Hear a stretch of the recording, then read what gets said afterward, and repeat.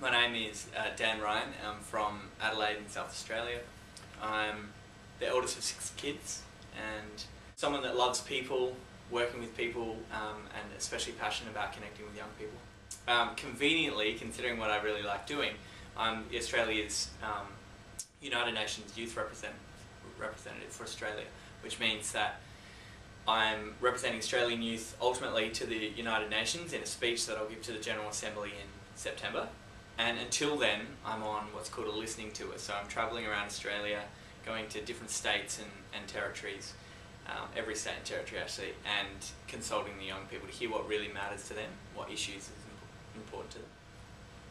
There's a lot of opportunities for young people to become really effective change makers, and whilst I've always been actively involved in youth leadership roles, I probably didn't fully realise my ability to contribute to the broader community until the last couple of years. And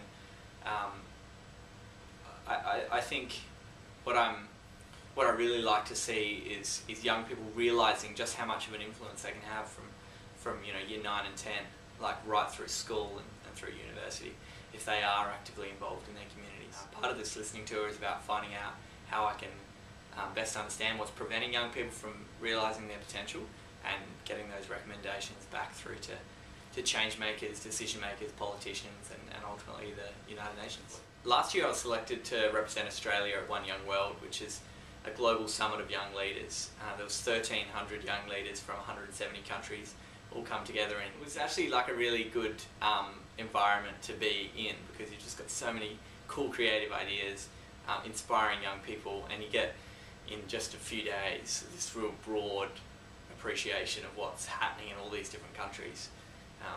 And it helped me realise just how great Australia is in the opportunities we have as young people, and also just how powerful young people can be when they get together and share ideas. Who was your first kiss? Go on. Yeah, well, I'm not into myself, so no pressure to answer that on the camera. But I should stand up because I'm actually quite tall. Yeah, so I have kind of grown up. Hopefully I won't grow any taller. But when I grow up, I really want to do the Peter Pan thing as much as I can. And being involved in programs that are working with young people or somehow influencing young people and decisions that young people make is something that I really appreciate the opportunity to be doing, and so I'd love to be staying in that space. When I was in year 12 and I had to get my selections in for what subjects or what university course I was going to be studying, there was that feeling like the decisions I make now will change the rest of my life. And I chose marketing, and there was a few moments near the start of that degree where I'm like, I don't want to be working in a space where I'm selling stuff to people that they don't want.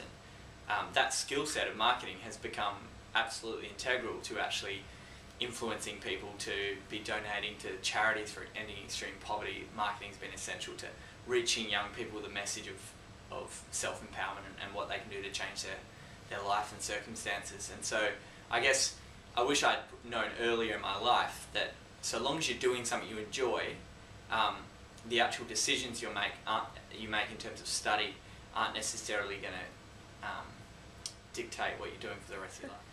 Young people of Darwin. What I've been really surprised with at Darwin is the infrastructure that you've got, both especially socially, in terms of the structures you have around multiculturalism, providing young people with opportunities. There's so many different arts projects and initiatives and community centres that I've heard about already that a lot of other places with this population don't have.